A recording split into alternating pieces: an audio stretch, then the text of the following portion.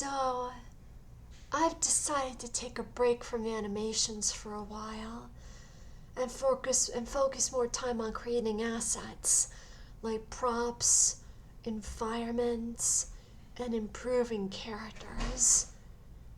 I'm still trying to learn the best that I can,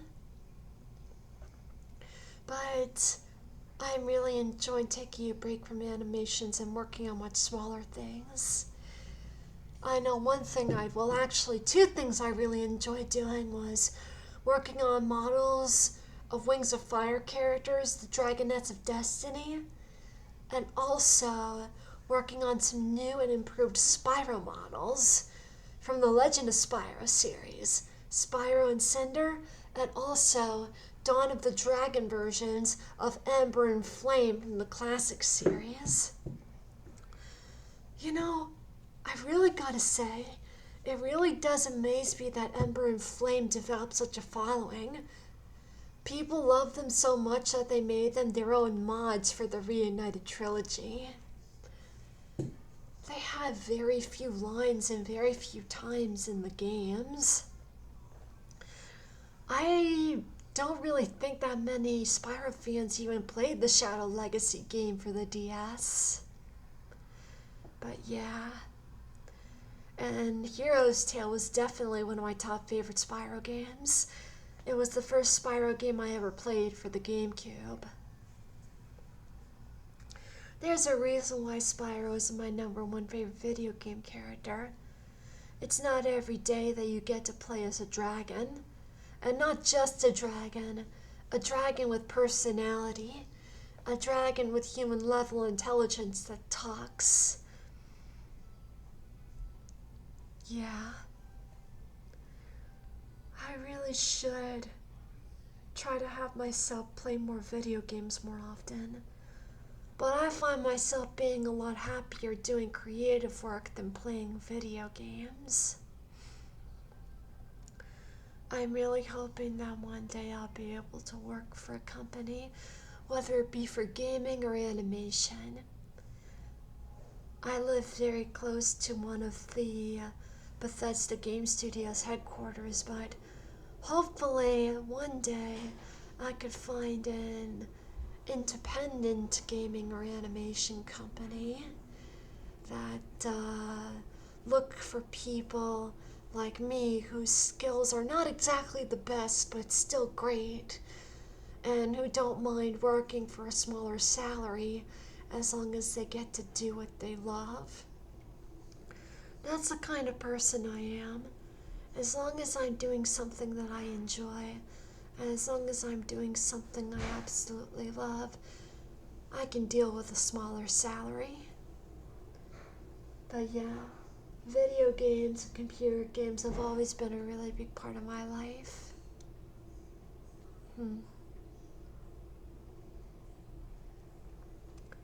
Another big part of my life, though, is staying healthy. I really do like the idea of being healthy, eating healthy, exercising, and keeping to a good diet and exercise goals. One thing I really like are fruits and vegetables. I like fruits not just because they're healthy, but because they taste absolutely sweet and delicious. I like vegetables more because they're extremely healthy. That's one of the reasons why I like broccoli. And I really have to say, there's nothing like heating up frozen broccoli in the microwave for a couple minutes, then dousing it in olive oil and lemon juice, then cooking up some mashed potatoes on the side, and there you have it, a decent dinner full of nothing but vegetables. Now that's healthy, and it's always the green ones that are the healthiest, so keep an eye out for them. But fruits are also really healthy and delicious. Watermelon is my all-time favorite food. So juicy, so sweet, it really is the best. It's too bad it's only a seasonal fruit, But my second favorite fruit is grapes. Grapes are delicious, nutritious. They're fun to eat because they're so small, they pop in your mouth. And they're available all year round. I like red grapes the best, but green grapes are okay too. I also like oranges, especially the tiny oranges. Those are sweet too, and they have plenty of vitamin C, which is really healthy. I also like peaches. Fresh peaches during the summer and canned peaches all year round. But something that I like even better than peaches is nectarines. I like nectarines better than peaches because they're much juicier, they're much sweeter, and they don't have that awkward fuzz that peaches have. The only problem with nectarines is that they're really hard to cut into pieces. They just seem to fall apart when you try to slice them up and the seed gets in the way too. But it's definitely worth the effort for me, so. I wonder, that's a weird name for a fruit, nectarines. Sounds like a kind of fruit that a vampire would sink its teeth into. You know, kind of like Bunnicula from that children's novel. The vampire rabbit that fed on the juices of vegetables and fruits and sucked them dry. Of course, that would be something for kids. Yeah. Vampires are pretty cool. They're pretty cool. I especially love the ultra gothic, long haired, very romantic vampires. But I certainly do not like Twilight. They kind of give vampires a bad name. They don't even burn in the sunlight, they just sparkle. I would much rather see vampires with a lot more dark and ferociously protective streak. Make sure their fangs are visible most of the time as well. I've been a fan of the goth subculture for more than a decade at this point.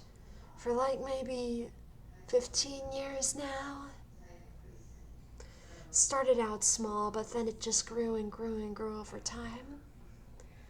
Yeah.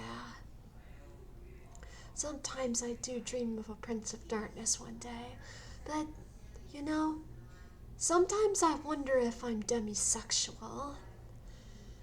I really prefer to really get to know somebody before I allow myself to develop romantic feelings for them. I like to have control over my desires for romance, and I really don't want to fully trust people and fully dive into romantic feelings until I really, truly get to know them. I try my best not to develop romantic feelings for people unless I've really gotten to know them for at least a year or 8 months. And I can only truly get to know them if I spend plenty of time with them in person, face to face, whether it be just the two of us or in a crowd of people. Has to be both things equally. Only when you see somebody, only when you spend time with someone in a group of people and alone with them for a long time do you truly get to know what kind of people they are. One thing I also really hope for is that if they don't drink alcohol, they don't give it a try. Because alcohol has the power to change people for the absolute worst. I have seen so many stories of perfectly good, kind-hearted people completely change into horrible, horrible people ever since they started alcohol. That's why you've got to be very cautious. Somebody could seem all nice and pleasant when you start to get to know them the first few times, but once you start to get to know them and spend time with them over the course of a few months, usually right after you begin a romantic relationship, that's when they start to show their true colors.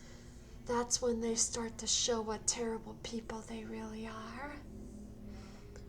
I swear, even when you think you know someone, after spending time with them for a few months, they could still either change on a dime or change over time until they are incredibly toxic and abusive. That's why you need to learn to let go of the past. Just because someone was incredibly nice and good to you in the past doesn't mean that they were always a good person. Sometimes it was just inevitable that they would end up in a dark rabbit hole. And if they mistreated you, if they blatantly mistreated you, sometimes it really is best to do what's best for yourself and look out for your own mental health. I know that would be a hard thing to do, to let go of the past, but it's actually a very important mental ability to have, to accept that certain people are not who you thought that they were, and decide to move on and find someone better. Maybe go through some emotional growth in the process.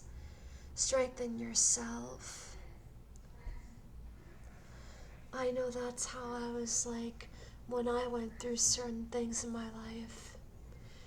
If I went through certain things in my life that were hard, they just made me a lot stronger.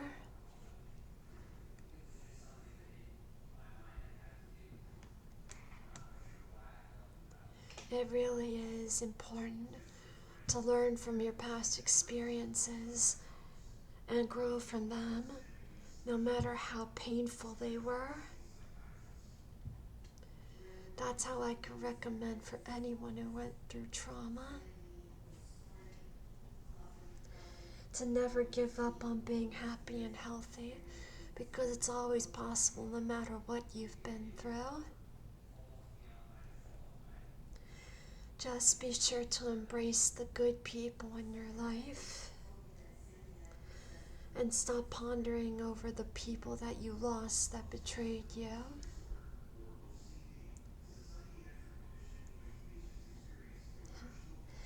There will always be new things to come.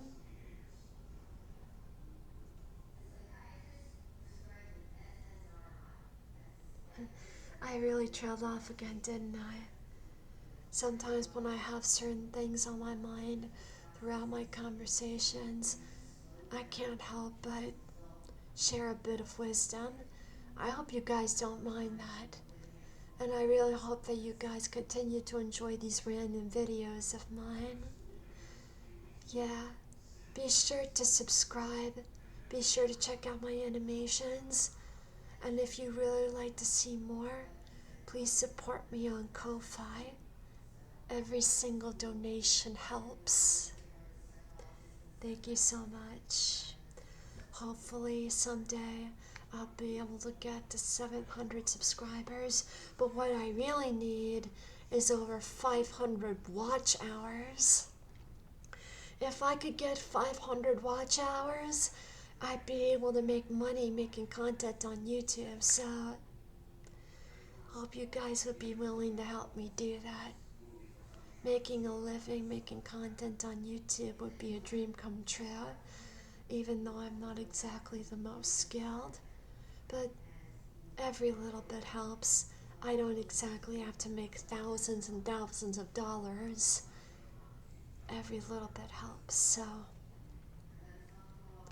thanks for watching, you guys. Hope you enjoyed.